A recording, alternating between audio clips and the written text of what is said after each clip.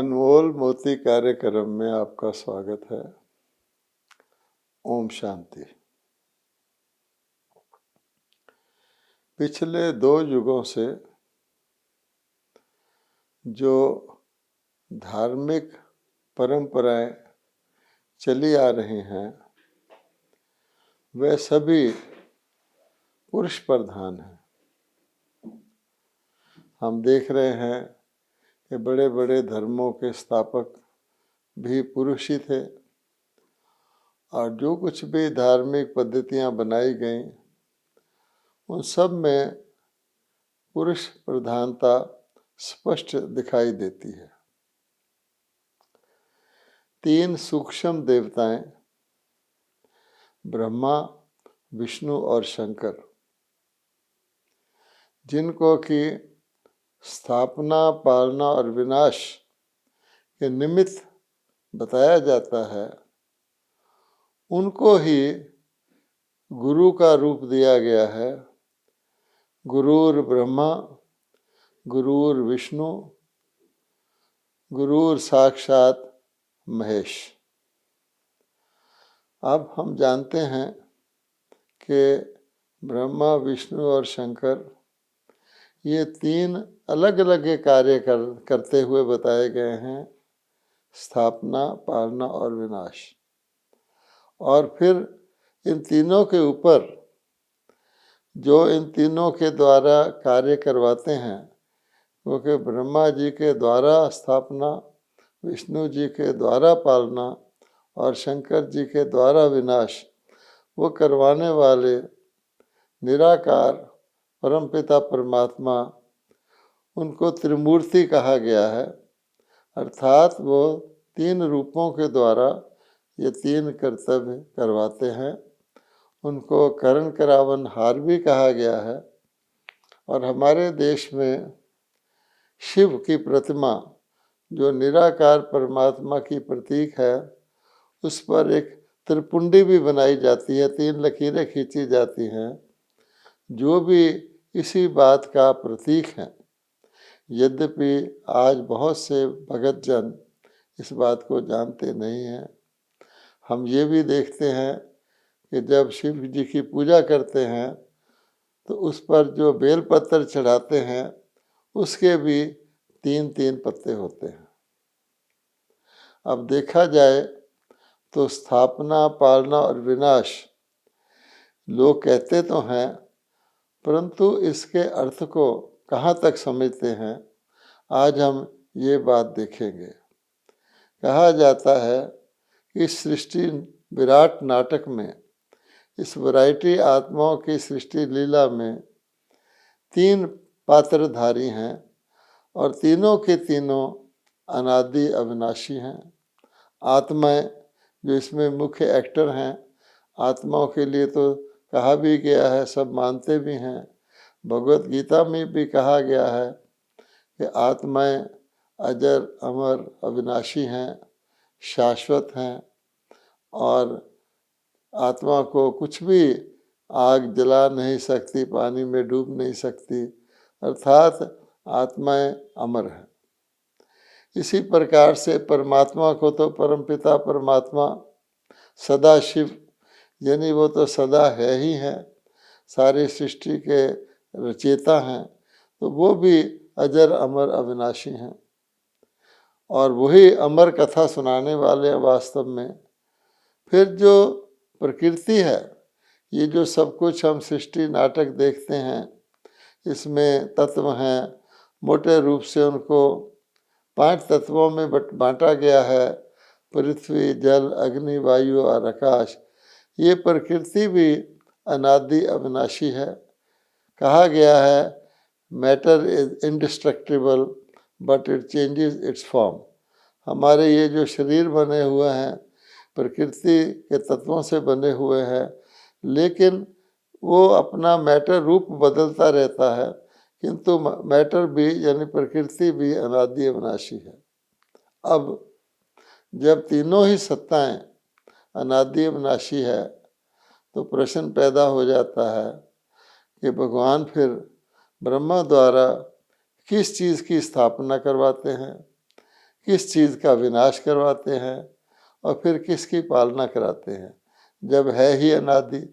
इसलिए उसके गहरे रहस्य को भी समझना पड़ेगा कि परमात्मा कोई इन चीज़ों को, अविनाशी चीज़ों की स्थापना पालना विनाश नहीं करते।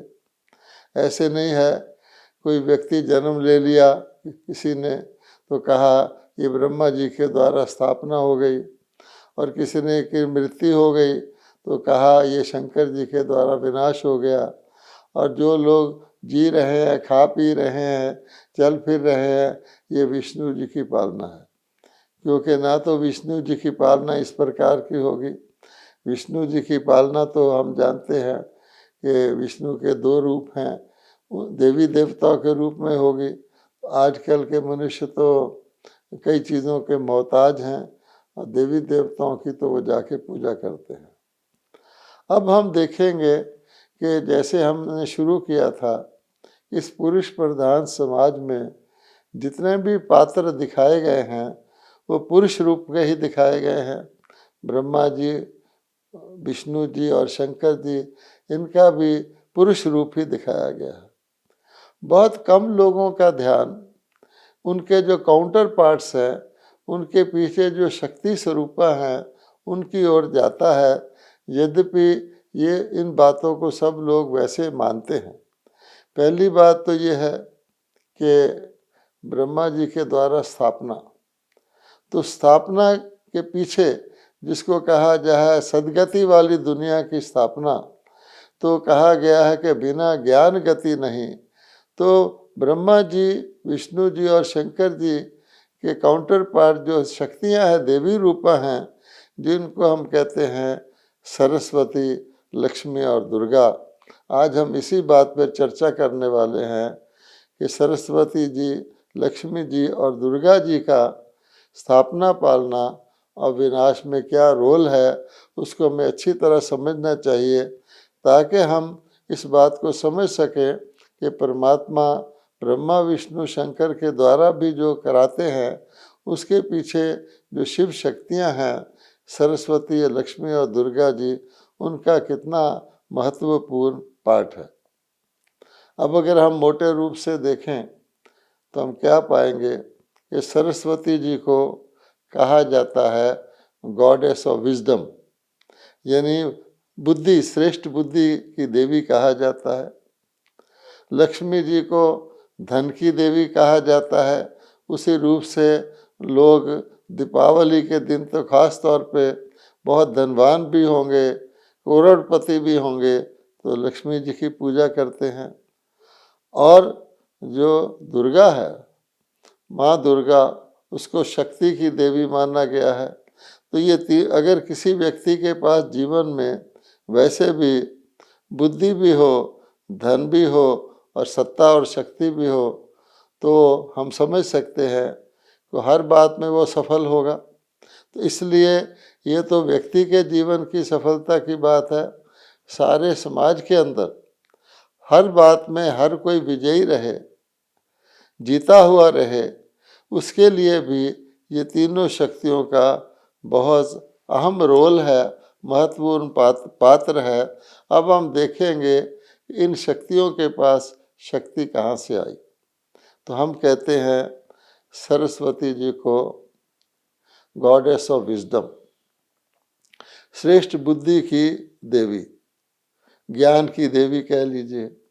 अब सोचने की बात है कि सरस्वती के पास ज्ञान कहाँ से आया, क्योंकि सरस्वती को तो देवी कहते हैं, लेकिन हम जानते हैं कि आज के दिन भी लोग जब कोई किसी अच्छे श्रेष्ठ चीज़ का आह्वान करते हैं, कभी बच्चों को दाखिल करते हैं स्कूल आदि में, या कोई विद्यालय खोलते हैं, यही नहीं कोई भी शुभ काम करते हैं, तो हम जानते हैं कि सरस्वती का आह्वान किया जाता है, सरस्वती की वंदना की जाती है। किसी भी इनॉग्रेशन के मौके पर सरस्वती के लिए ये कहा जाता है। और कोई व्यक्ति बहुत ही बुद्धिमत्ता की बातें करता है, श्रेष्ठ बातें करता है, तो भी लोग कहते हैं कि इसकी ज़ुबान पर तो जैसे सरस्वती बैठी हुई है। और आप देखेंगे बहुत सारे हमारे साधु स्वामी भी अपने नाम के साथ सरस्वती लगाते हैं, जैसे स्वामी दयानंद सरस्वती। उसका भी अर्थ यही होता है कि अनेक शास्त्रों आदि का वो ज्ञान प्राप्त करके उस ज्ञान के दूसरों को भी सुनाते हैं। तो जैसे वो सरस्वती का ही वर्णन करते हैं, अर्थात ज्ञान और विद्या का वर्णन करते हैं। इसलिए स्वामी लोग यद्यपि वो पुरुष शरीरधारी होते हैं, वो भी अपने नाम के साथ सरस्वती लगाते हैं। अब सरस्वती विद्या की देवी थी, गॉडेस ऑफ विजडम थी, तो उनको ये ज्ञान कहाँ से मिला? तो हम जानते हैं सरस्वती जी को ब्रह्मा की पुत्री के रूप में बताया जाता है और ब्रह्मा जी के हाथ में वेद शास्त्र दिए जाते हैं और कहा जाता है ब्रह्मा द्वारा भगवान ने स्थापना की। तो ब्रह्मा के मुख से ही कहा जाता है कि ज्ञान अमृत निकाल करके परमात्मा ने अन्य आत्मा को, उनको जैसे गोद के बच्चे ब्राह्मण बनाया। अब ब्राह्मणों को चोटी दिखाई जाती है, ब्राह्मणों का काम ही होता है पठन पाठन करना। इसलिए ब्रह्मा को किसने ज्ञान दिया? तो शिव परमात्मा ने ही ब्रह्मा के द्वारा स्थापना की। कहा जाता है कि शिव परमात्मा निराकार ही ज्ञान के सागर हैं, बीज रूप हैं, तीनों कालों को, तीनों लोकों को जानने वाले हैं। इसलिए शिव परमात्मा का ज्ञान, सच्चा ईश्वरीय ज्ञान, सृष्टि के आदि मध्य अंत का ज्ञान ब्रह्मा जी के मुख के द्वारा सरस्वती और अन्य देवियों को प्राप्त होता है। तो देखा जाए तो ज्ञान सागर, ज्ञान दाता तो परमात्मा ही हैं, जिसके लिए कहा गया बिना ज्ञान गति नहीं और ज्ञान से सबकी सद्गति होती है। अब हमें इस मौके पर यह भी देखना है कि नॉलेज और विजडम अर्थात दिव्य बुद्धि, दिव्य ज्ञान और ये जो नॉर्मली हम कहते हैं ज्ञान, उसमें क्या फ़र्क है? तो हम देखेंगे कि नॉलेज, जिसको आजकल आम लोग ज्ञान समझते हैं, उसका मतलब होता है अच्छे और बुरे की पहचान। अच्छा क्या है, बुरा क्या है, ठीक क्या है, गलत क्या है, इन दोनों पहलुओं को जानने से व्यक्ति ये समझ सकता है कि मुझे क्या करना चाहिए, क्या नहीं करना चाहिए। आम तौर पे लोग नॉलेज को ही ज्ञान समझते हैं कि हम अच्छे और बुरे को अच्छी तरह से समझें। पढ़े लिखे लोग भी अनपढ़े लोगों की भेंट में यही कहते हैं कि हमें पता लग जाता है यथार्थ क्या है, ठीक क्या है। पढ़े लिखे को पता है कि सूर्य खड़ा है और धरती इसके गिर्द घूमती है। अनपढ़ व्यक्ति सोचता है कि धरती खड़ी है, सूर्य इसके गिर्द घूमता है। यह हम एक उदाहरण दे रहे हैं। तो दोनों पहलुओं का कहा भी जाता है, सिक्के के दो पहलू होते हैं। इसकी जानकारी को ही लोग नॉलेज समझते हैं। लेकिन सरस्वती देवी, जिसका सब लोग आवाहन करते हैं, जिसके द्वारा जो कुछ भी विजडम अर्थात श्रेष्ठ दिव्य बुद्धि मिलती है, जिससे सारे कार्य सफल हो जाते हैं, क्योंकि व्यक्ति की निर्णय शक्ति यथार्थ होती है। वो परख कर सकता है कि यथार्थ क्या है और उस पर चल भी सकता है। इसलिए सरस्वती को गॉडेस ऑफ विजडम कहा जाता है। विजडम का मोटे रूप में ये अर्थ है कि अच्छा ही अच्छा देखना, अच्छा ही अच्छा सोचना, अच्छा ही अच्छा करना और अच्छे ही अच्छे संबंध संपर्क में आना। यानी उसमें दूसरी साइड को देखना ही नहीं। दुनिया के अंदर किसी भी चीज़ को देखना है, किसी भी व्यक्ति के लिए विचार करना है, जिसको हम कह सकते हैं कि शुभ भाव और शुभ भावना, ये सरस्वती की विजडम है। और जो आत्माएं कहा जाता है परमात्मा के द्वारा सरस्वती जैसी शिव शक्तियाँ बनती हैं, वही इस दुनिया के अंदर, पुरानी दुनिया के अंदर नई दुनिया की स्थापना करती हैं, जहाँ ज्ञान प्रकाश होता है, अज्ञान अंधारा बिल्कुल समाप्त हो जाता है। अब हम आते हैं दूसरी देवी श्री लक्ष्मी जी के ऊपर। तो कहा गया है जैसे ब्रह्मा की बेटी सरस्वती है। इसी प्रकार से विष्णु के दो रूप हैं, श्री लक्ष्मी और श्री नारायण। और श्री लक्ष्मी जी को जो है आज हम उनके बारे में बातचीत कर रहे हैं। तो आम तौर पे हम देखते हैं कि दुनिया के अंदर धन दौलत को, रुपए पैसे को ही लक्ष्मी माना जाता है। और लोग दुनिया के जितने हमारे भगत जन हैं वो लक्ष्मी जी को धन की देवी समझ करके पूजते हैं। और ख़ास तौर पे दीपावली के दिन उनका खास आवाहन करके उनकी पूजा करते हैं। लेकिन भगवान बताते हैं, ज्ञान सागर परमात्मा, कि लक्ष्मी सिर्फ धन को ही नहीं कहते, रुपए पैसों को नहीं कहते। लक्ष्मी उस चीज़ को कहते हैं जो दुर्लभ है और हर व्यक्ति के पास अनेक प्रकार के धन हैं। पहली बात तो समय का धन है। कहा जाता है जो समय है वो बहुत बड़ा एक धन है। एक एक घड़ी बहुत अमूल्य है, क्योंकि उस घड़ी में व्यक्ति बहुत कुछ श्रेष्ठ कर्तव्य भी कर सकता है। और हर व्यक्ति को समय सीमित मिला हुआ है। खास तौर पे आज के कलयुग में, जबकि मनुष्यों की आयु का भी भरोसा नहीं है, अकाल मृत्यु हो जाती है, तो समय का मूल्य और भी बढ़ जाता है कि हम जितना समय आत्मा शरीर में जीव आत्मा के रूप में है वो एक बहुत बड़ा धन है। अगर समय का धन ही कम हो जाए तो बाकी धन भी व्यर्थ हो जाते हैं। इसलिए सब लोग दीर्घ आयु की कामना करते हैं। और आशीर्वाद देने के वक्त भी लोग कहते हैं तुम्हारी उम्र लंबी हो, तुम जुग जुग जियो, ऐसे करके भी कहते हैं। समय के बाद आप देखेंगे कि समय का जो सबसे छोटा एक डिनोमिनेटर है वो संकल्प है। क्योंकि मन के अंदर संकल्प उठते हैं, तो संकल्प संकल्प संकल्प ऐसे संकल्पों को जोड़ें तो एक सेकंड बनता है, फिर मिनट बनता है। समय का सबसे छोटा माप संकल्प है। तो सबसे बड़ा खजाना हमारा एक हिसाब से संकल्प का हो जाता है कि हम किस प्रकार के संकल्प करते हैं, उसी प्रकार से हमारी आगे बोल कर्म संबंध संपर्क होता है। तो ये संकल्प जो हैं कई प्रकार के हो सकते हैं।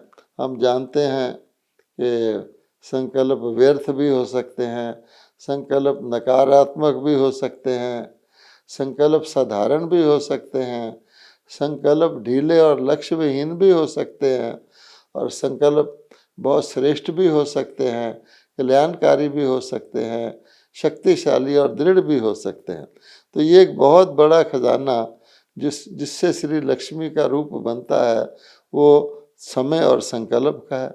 इसके बाद आत्मा के अंदर अगर जितना ज्ञान, श्रेष्ठ ज्ञान धारण होता है, जितने गुण वो अपने जीवन में धारण करते हैं, जितनी सूक्ष्म शक्तियां धारण करते हैं, क्योंकि ये सारी चीज़ें, जैसे शक्तियों को ही आप ले लें तो अनेक प्रकार की शक्तियां हर आत्मा धारण करती है, जिसमें हम कह सकते हैं निर्णय की शक्ति है, समेटने की शक्ति है, सहयोग की शक्ति है, धैर्यता की शक्ति है। इस प्रकार से अनेक शक्तियां हैं। दैवी गुण हैं, सर्वगुण संपन्न हम कहते हैं, तो गुणों के आधार पर ही कहते हैं। तो आत्मा के अंदर ही गुणों की धारणा होती है। तो जितने गुणों के खजाने आत्मा जमा करती है उतना ही वो श्री लक्ष्मी का संपन्न रूप बनते हैं। इसलिए जो विष्णु जी हैं, जिनको पालना का स्वरूप दिखाया गया है, उनके जो दो रूप हैं, वो हैं, दो भुजाएं श्री लक्ष्मी की हैं, दो भुजाएं श्री नारायण की हैं। और ये वास्तव में श्री लक्ष्मी पावन प्रवृत्ति मार्ग का, यानी श्रेष्ठ देवी देवताओं के जीवन का सिंबल है। क्योंकि हम जानते हैं प्रवृत्ति मार्ग से ही दुनिया चलती है। हमेशा देवी देवताओं को इकट्ठे बताया गया है, देवी और देवता, चाहे श्री राधे श्री कृष्ण है, चाहे श्री लक्ष्मी श्री नारायण है, चाहे श्री सीता श्री राम है। तो ये पवित्र प्रवृत्ति की सिंबल और धन के अतिरिक्त अनेक प्रकार के धनों की शक्ति की जो देवी है वो श्री लक्ष्मी है। अब आप चलेंगे आगे तीसरी देवी। तो हमने कहा था goddess of wisdom, goddess of wealth. अब है गॉडेस ऑफ पावर, शक्ति की देवी, वो श्री दुर्गा जी को दिखाया जाता है। तो दुर्गा देवी को आप देखेंगे, अगर किसी के पास बुद्धि भी है, धन भी है, लेकिन शक्ति नहीं है तो कार्य को नहीं कर सकता है। तो हर चीज़ शक्ति से होती है, और शक्ति भी सही दिशा में अगर उसका प्रयोग किया जाए। तो अगर आप दुर्गा जी को देखेंगे तो दुर्गा जी की शेर पर सवारी दिखाई गई है। आप जानते हैं कि शेर किसी से नहीं डरता, और शेर से सब डरते हैं, इसलिए शेर को जंगल का बादशाह कहा गया है। और शेर के ऊपर भी जो सवार हो जाए, इसका अर्थात कि वो शेर से भी ज़्यादा शक्तिवान है। तो ये जो देवी का रूप है सिंह आसन, और आप ये भी जानते हैं कि राजा का जो आसन होता है उसको सिंह आसन कहते हैं, अर्थात वो शेर से ज़्यादा शक्ति वाला जो हो वही उस राजा के सिंहासन पर बैठ करके यथार्थ रीति से राज्य चला सकता है। यद्यपि ये शक्तियाँ हिंसक शक्तियाँ नहीं हैं, ये सूक्ष्म शक्तियाँ हैं, जैसे कि श्री लक्ष्मी श्री नारायण महाराजा और महारानी में थी। तो आप देखेंगे कि दुर्गा का अर्थ क्या होता है, जो दुर्गुणों को भस्म करती है। और हम जानते हैं कि दुर्गा को कहा भी जाता है असुर संहारनी, अर्थात आसुरी संस्कार जो मनुष्यों के अंदर हैं, जो उनको कमजोरियों का रूप धारण करते हैं, कमज़ोर बना देते हैं, अच्छी तरह से उसको भगवान ने वर्णन किया गया है। तो जो सर्वगुण संपन्न देवता थे, अहिंसा परमो धर्म वाले थे, श्रेष्ठ शक्तियों को धारण करने वाले थे, सबके लिए शुभ भावना शुभ कामना ही रखने वाले थे, जो ज्ञान सागर परमात्मा के संतान ज्ञान स्वरूप थे, प्रेम के सागर परमात्मा की संतान आत्माएं प्रेम स्वरूप थे, संतुष्ट थे। वो सब आत्माएं, वो सारे के सारे कलयुग में आकर के उनके गुण अवगुणों में चेंज हो जाते हैं, जिनको हम काम क्रोध लोभ मोह और अहंकार कहते हैं। भगवत गीता में इन्हीं का वर्णन है कि इन्हीं पर विजय प्राप्त करनी है। तो भगवान कहते हैं, मैं परमात्मा शिव दुर्गा के रूप में, माँ दुर्गा के रूप में हर एक आत्मा अगर अपने आप को सिंह आसन धारी और सर्वशक्तिवान परमात्मा की संतान मानेगी, तो ये साथ साथ परमात्मा से योग लगाएगी, अर्थात संबंधित रहेगी। तो असुर संहारनी दुर्गा के रूप में हम सब इन विकारों पर, हिंसक विकारों पर, ये सारे विकार हिंसा के रूप हैं, इन पर विजय प्राप्त करेंगे। इसलिए कहा गया है शिव शक्ति। तो ये सारी की सारी देवियां जो हैं, श्री सरस्वती जी हैं, लक्ष्मी जी हैं और दुर्गा जी हैं, और इनके साथ एक बहुत बड़ी शक्ति सेना है। आप देखते हैं कि भारत के अंदर 2 बार देवियों का पूजन किया जाता है, और दुर्गा के लिए तो खास तौर पे नव दुर्गा कहा जाता है, यानी उस माता के 9 रूप दिखाए जाते हैं, जिनके अंदर भिन्न भिन्न प्रकार की शक्तियाँ, सूक्ष्म शक्तियाँ आत्माएं परमात्मा से धारण करती हैं। इसलिए परमात्मा कहते हैं कि जब सृष्टि पर धर्म की गिलानी हो जाती है, मनुष्यों के अंदर पावनता खत्म हो जाती है, और वो पतित और पुजारी बन जाते हैं, और इन विकारों के कारण उनके कर्म श्रेष्ठ नहीं रहते, और कर्म श्रेष्ठ ना रहने के कारण उनका फल स्वरूप वो दुखी होते हैं। और कलयुग में ऐसा समय आ जाता है कि जब सभी के सभी मानव विकारों के वश होकर के पतित बन जाते हैं, अर्थात उनकी बुद्धि तो है लेकिन गलत तरफ चलने लग जाती है। ऐसे समय पर, जिसको कहा जाता है घोर अज्ञान रात्रि का समय, उस समय को हम भारत में हर वर्ष शिवरात्रि के रूप में भी मनाते हैं। अर्थात ऐसे अज्ञान अंधकार की रात्रि में जो आत्माएं भक्ति करती हैं, भगवान से कहती हैं, हे परमपिता परमात्मा, हमें अंधकार से प्रकाश की ओर ले चलो। ये अज्ञान अंधकार की बात हो रही है।